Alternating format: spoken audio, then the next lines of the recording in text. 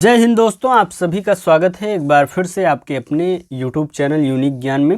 आज हम BA 5th semester history paper first का क्वेश्चन पेपर देखेंगे, जिसका कोर्स टाइटल है नेशनलिज्म इन इंडिया। भारत में राष्ट्रवाद को हमें पढ़ना है। इसमें क्या क्या प्रश्न आए हैं हम देखेंगे अच्छे तरीके से, जिससे हमें पता चलता है कि कैसे प्रश्न किन टॉपिक से आ रहे हैं। और सबसे खास बात यह है कि जो भी टॉपिक्स यहाँ पर पूछे गए हैं उसका सॉल्यूशन भी करा दिया जाएगा, तो वो क्वेश्चंस आपके तैयार भी हो जाएंगे। जिसके भी एग्जाम नज़दीक हैं, बेहद महत्वपूर्ण इनके लिए यह वीडियो लेक्चर हो जाता है। तो चलिए देखते हैं कौन कौन से प्रश्न आए हुए हैं। अगर आप चैनल पर नए हैं तो चैनल को सब्सक्राइब कर लीजिए, जिससे आने वाली वीडियोस आपको प्राप्त होती रहें। बहुत सी अच्छी जानकारियां आपके लिए एकदम, जो कि पेपर में सीधे सीधे प्रश्न देखने को मिलते हैं, यहाँ पर देखने को मिलेंगे। पूरा सिलेबस आपका कंप्लीट करा दिया गया है, प्लेलिस्ट आप चेक करिए, वहाँ से आप पढ़ सकते हैं। चलिए देखते हैं क्या क्या प्रश्न आए हुए हैं। पहला प्रश्न हमारा है 10 प्रश्न अति लघु उत्तरी में होता है। तो सबसे पहला प्रश्न आपके कोर्स टाइटल से ही रिलेटेड है। What is nationalism? राष्ट्रवाद क्या है? डिफाइन इट, परिभाषित कीजिए। दूसरा प्रश्न, role of Khan Bahadur Khan in revolt of 1857 AD, 1857 ईस्वी के विद्रोह में खान बहादुर खान की क्या भूमिका थी, हमें बतानी है। तीसरा प्रश्न है contribution of press and newspaper in rise of nationalism, राष्ट्रवाद के उदय में प्रेस और समाचार पत्रों का क्या योगदान रहा है। चौथा प्रश्न है इंडियन नेशनल कांग्रेस, भारतीय राष्ट्रीय कांग्रेस के विषय में बताना है। सुरेंद्र नाथ बनर्जी के विषय में हमें बताना है। गोपाल कृष्ण गोखले, बाल गंगाधर तिलक, डॉक्टर भीमराव अंबेडकर के विषय में।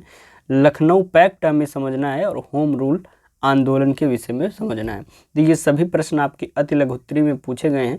लघु उत्तरी में क्या प्रश्न है? लघु उत्तरी का पहला प्रश्न है highlight the main causes of the revolution of 1857, 1857 की क्रांति के प्रमुख कारणों को रेखांकित कीजिए। तीसरा प्रश्न क्या है?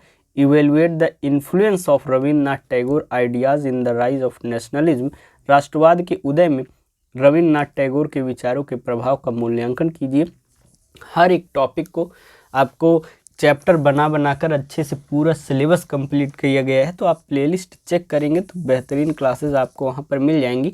अगर आप चाहें कल ही आपका एग्ज़ाम है, तब भी आप कम से कम समय में पूरा सिलेबस कवर कर सकते हैं। और PDF नोट्स आपको मिल जाएंगे प्रिंटेड फॉर्म में, बहुत ही अच्छे।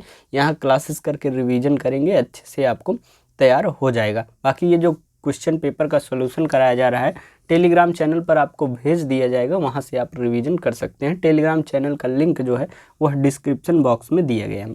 चौथा प्रश्न क्या है? Throw light on ideologies, programmes and policies of liberals, उदारवादियों की विचारधारा, कार्यक्रम और नीतियों पर प्रकाश डालिए। पांचवा प्रश्न है what was the Surat partition incident, Surat विभाजन घटना क्या थी? एक्सप्लेन, स्पष्ट कीजिए। खंड सा की बात करें, जो कि दीर्घ उत्तरी होता है, इसमें हमें सबसे पहला प्रश्न है स्वतंत्रता के प्रथम संघर्ष में सम्मिलित प्रमुख क्रांतिकारियों की भूमिका पर प्रकाश डालिए। सातवां प्रश्न है right an essay on the rise and growth of the extremism in India, Bharat में उग्रवाद के उदय एवं विकास पर निबंध लिखिए। आठवां प्रश्न है describe the various movements that arose as a result of national awakening during the First World War, प्रथम विश्व युद्ध के दौरान राष्ट्रीय जागृति के फलस्वरूप होने वाले विभिन्न आंदोलनों का वर्णन कीजिए। आप लोग जो भी क्वेश्चन पेपर भेजते हैं, जैसे हमने बोला है कि आप क्वेश्चन पेपर सेंड कर दिया करिए, उसका सॉल्यूशन करा दिया जाएगा, आपके लिए हेल्पफुल होगा। तो आप क्वेश्चन पेपर भेजते हैं तो उसको अच्छे से क्लिक करके भेजा करिए। ये जो क्वेश्चन पेपर बच्चे ने भेजा था, काफ़ी जो है कैसे भी क्लिक करके भेज दिया था, इसको काफ़ी सिस्टमेटिक बनाने में जो है टाइम लगा। तो अच्छे से आप लोग भेजा करिए, जिससे उसका सोल्यूशन अच्छे से कराया जा सके। आपने पूरा क्वेश्चन पेपर देख लिया, अब चलिए हम एक एक प्रश्न के उत्तर देखते हैं। सबसे पहला प्रश्न है राष्ट्रवाद क्या है, परिभाषित कीजिए। राष्ट्रवाद वह भावना है जिसके अंतर्गत किसी देश के लोग समान इतिहास, संस्कृति, भाषा और हितों के आधार पर अपने राष्ट्र के प्रति प्रेम, निष्ठा और एकता का अनुभव करते हैं, वही राष्ट्रवाद होता है। परिभाषा हम समझें, जब किसी भूभाग के निवासी स्वयं को एक राष्ट्र मानते हुए उसकी स्वतंत्रता, सम्मान और विकास के लिए कार्य करते हैं, तो उसे राष्ट्रवाद कहते हैं। अर्थात अपने देश के प्रति सोचना, देश की स्वतंत्रता के सोचना, देश के सम्मान के लिए सोचना, देश के विकास के लिए सोचना ही राष्ट्रवाद कहलाता है। अगला प्रश्न हमारा था 1857 ईस्वी के विद्रोह में खान बहादुर खान की क्या भूमिका थी? खान बहादुर खान 1857 के विद्रोह में बरेली के प्रमुख नेता थे। उन्होंने अंग्रेजों को बरेली से निकालकर स्वतंत्र शासन स्थापित किया हुआ था और स्वयं को वहां का शासक घोषित किया था। वे विद्रोह के संगठन और सैन्य संचालन में सक्रिय रहे, लेकिन अंततः अंग्रेजों द्वारा उन्हें पराजित कर दिया गया और उन्हें फांसी दे दी गई। तो खान बहादुर खान कहाँ से नेतृत्व कर रहे थे 1857 की क्रांति का? तो बरेली से वह कर रहे थे। अगला प्रश्न है, राष्ट्रवाद के उदय में प्रेस और समाचार पत्रों का क्या योगदान है? सबसे पहला योगदान राष्ट्रीय चेतना का प्रसार, अर्थात विभिन्न लोगों को जो नीतियां पता नहीं थी, क्या नीति करके शोषण कर रहे हैं अंग्रेज या जो भी अत्याचार किए जा रहे थे उनके विषय में बताना और लोगों को जागरूक करने का कार्य लोगों ने प्रचार प्रसार के माध्यम से, पत्र समाचार पत्र के माध्यम से किया। अंग्रेजी शोषण की आलोचना उन्होंने की, जो कि लोगों को समझ में आया और धीरे धीरे लोग जागरूक हुए। राजनीतिक विचारों का प्रचार हुआ, देशव्यापी जनमत का निर्माण हुआ और केसरी, अमर उजाला, बंगाली हिंदुस्तान आदि पत्रों ने राष्ट्रीय आंदोलन को बल दिया हुआ था।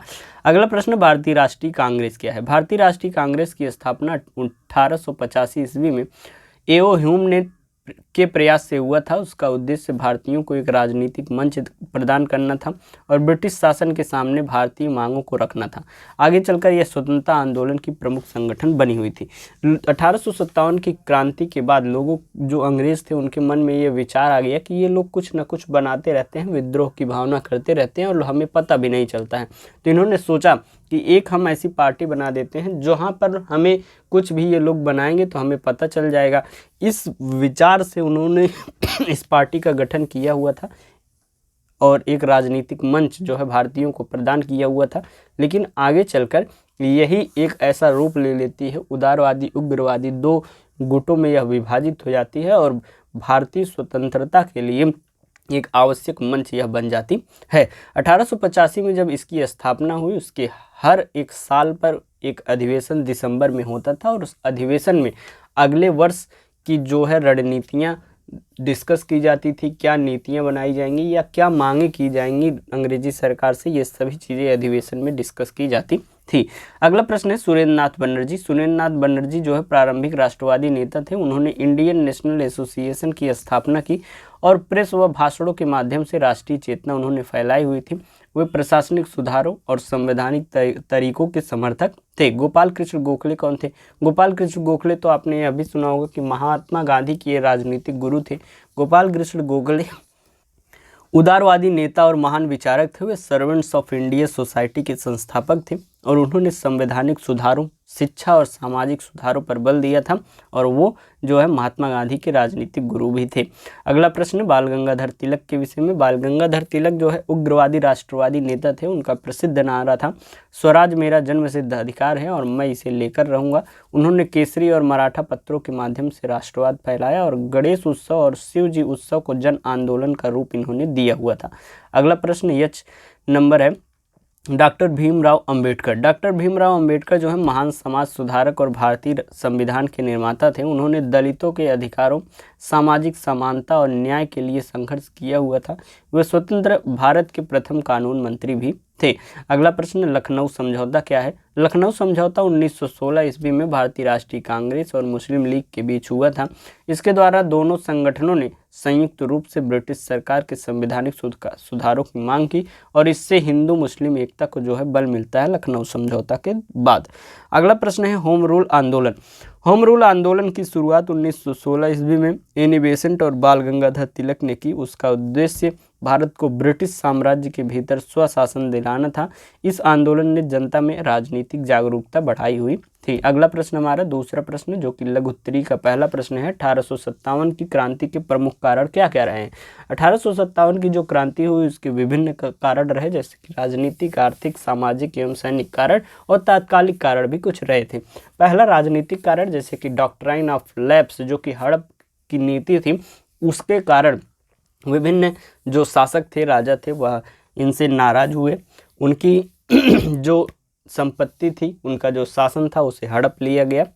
अगला है भारतीय शासकों की राज्यों का विलय, अर्थात विभिन्न नीतियां लगाकर भारतीय जो शासक थे उसके राज्यों का अंग्रेजों ने अपने आप में विलय कर लिया था और मुगल सम्राट की सत्ता का अपमान इन्होंने किया हुआ था। आर्थिक कारण क्या थे? भारी कर व्यवस्था, अर्थात विभिन्न चीज़ें जो भी थी, भारतीय चीज़ें थी, भारतीयों के लिए भारी कर व्यवस्था लगा दी गई थी।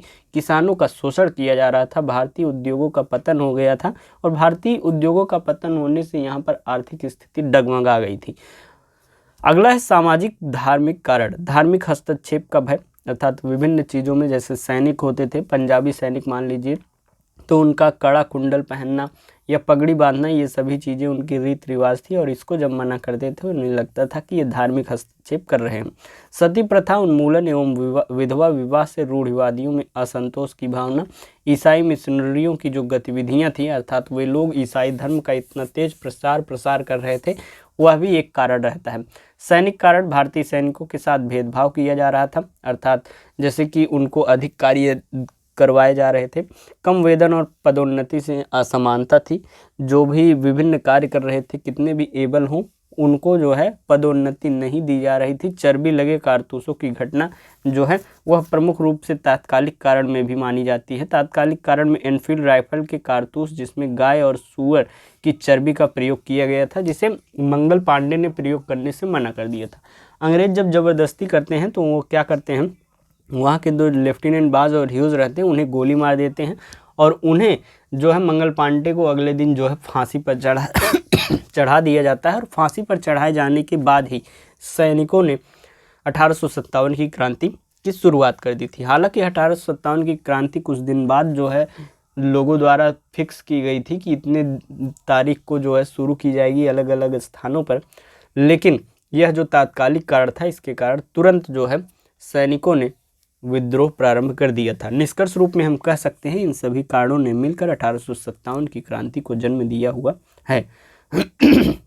अगला प्रश्न, तीसरा प्रश्न, राष्ट्रवाद के उदय में रविन्द्रनाथ टैगोर के विचारों के प्रभाव का मूल्यांकन कीजिए। रविन्द्रनाथ टैगोर महान कवि, दार्शनिक एवं राष्ट्रवादी विचारक थे। उन्होंने भारतीय राष्ट्रवाद को मानवीय, सांस्कृतिक एवं नैतिक आधार प्रदान किया। योगदान इनके क्या क्या रहे? सबसे पहला, राष्ट्रवाद को संकीर्णता से मुक्त इन्होंने रखा, मानवता और विश्व बंधुत्व पर बल दिया, राष्ट्रीय चेतना को साहित्य और संगीत से जोड़ा, जलियांवाला बाग कांड के विरोध में इन्होंने नाइटहुड की जो उपाधि थी उसे भी लौटा दी थी। मूल्यांकन हम करें तो टैगोर ने राष्ट्रवाद को मानव कल्याण से जोड़कर उसे व्यापक स्वरूप दिया। उन्होंने उग्र राष्ट्रवाद की आलोचना की और नैतिक राष्ट्रवाद का समर्थन किया हुआ था। चौथा है उदारवादियों की विचारधारा, कार्यक्रम और नीतियाँ। विचारधारा क्या थी? सबसे पहली, संवैधानिक सुधारों में विश्वास, ब्रिटिश न्याय और लोकतंत्र पर भरोसा, शांतिपूर्ण एवं वैधानिक संघर्ष उदारवादी नेता करते थे, अर्थात वह कानूनी नियमों के द्वारा सुधार चाहते थे। ब्रिटिश न्याय पर उनका जो है भरोसा था, लेकिन जो उग्रवादी जो भी नेता थे उनका ऐसा कुछ भी नहीं था। वह जो है सिर्फ और सिर्फ स्वतंत्रता चाहते थे। अगला, कार्यक्रम ये लोग क्या करते थे, अर्थात अपनी नीतियों को मनवाने के लिए याचिकाएं यह देते थे, प्रार्थनाएं करते थे, प्रस्ताव देते थे, विधान परिषदों में सुधार की मांग करते थे, नागरिक अधिकारों का विस्तार यह करना चाहते थे। नीतियां क्या थी? प्रेस की स्वतंत्रता, करों में कमी, प्रशासन में भारतीयों की भागीदारी यह मांग करते थे। प्रमुख नेता इसमें दादा भाई नौरोजी, गोपाल कृष्ण गोखले, सुरेंद्रनाथ बनर्जी थे। मूल्यांकन क्या है कि उदारवादियों ने राष्ट्रीय आंदोलन की नींव रखी, परंतु उनकी धीमी नीति से असंतोष भी बढ़ा और इसी असंतोष ने जो है उग्रवादी चरण का जो है विकास किया, एक प्रकार से उसे जन्म दिया हुआ था। अगला है सूरत विभाजन घटना क्या थी? पांचवा प्रश्न हमारा क्या है? सूरत विभाजन घटना क्या थी? सूरत विभाजन जो है 1907 में होता है। 1907 में भारतीय राष्ट्रीय कांग्रेस का अधिवेशन सूरत में हुआ, जहां पार्टी दो गुटों में बट गई थी। कौन कौन सी? पहला है नरमपंथी जो कि उदारवादी, दूसरा गर्मपंथी जो कि उग्रवादी। नरमपंथी में गोपाल कृष्ण गोखले विभिन्न जो है समर्थक थे, वे संवैधानिक संघर्ष के समर्थक थे। गर्मपंथी में लाल बाल पाल जो थे, लाला लाजपत राय, बाल गंगाधर तिलक और विपिन चंद्र पाल जो थे, वह गर्मपंथी उग्रवादी नेता थे। स्वदेशी और बहिष्कार के यह समर्थक थे, अर्थात जब 1905 में बंगाल का विभाजन हुआ उसके खिलाफ स्वदेशी और बहिष्कार जो आंदोलन निकाला गया, जो नरमपंथी थे उनका विचार था यहीं पर इसका जो है विभिन्न बहिष्कार किया जाए, लेकिन गर्मपंथी विचारधारा के जो लोग थे इसका बोले कि पूरे भारत देश में इसका समर्थन किया जाए, स्वदेशी आंदोलन पूरे भारत देश में अपनाया जाए और बहिष्कार अंग्रेजों का किया जाए। कारण क्या था? कार्य पद्धति में उनके मतभेद था, अर्थात वह जैसे कि उदारवादी जो थे वह याचनाएं प्रार्थनाएं करते थे और उग्रवादियों का जो है रणनीति अलग रहता था। स्वदेशी आंदोलन की रणनीति और नेतृत्व को लेकर जो संघर्ष था, इन्हीं कारणों से दोनों के बीच में विभाजन हुआ। परिणाम क्या हुआ? कांग्रेस कमजोर हो गई और राष्ट्रीय आंदोलन को अस्थायी झटका सा लग गया था। इस प्रकार से आपके जो भी क्वेश्चंस थे आपके क्वेश्चन पेपर के यहाँ पर सॉल्यूशन बता दिए गए हैं। कोई भी डाउट आपको हो तो आप जो है पूछ सकते हैं कमेंट करके। बाकी ये जो PDF है आपको टेलीग्राम चैनल पर मिल जाएगी, जिसका लिंक डिस्क्रिप्शन बॉक्स में। मिलते हैं नेक्स्ट वीडियो में। और किसी भी जब भी आपका एग्जाम हो जाए, किसी भी यूनिवर्सिटी के आप हों, तो क्वेश्चन पेपर दिए गए व्हाट्सएप नंबर पर या टेलीग्राम पर सेंड कर दिया करिए, जिससे उसे सॉल्व कराया जा सके। धन्यवाद।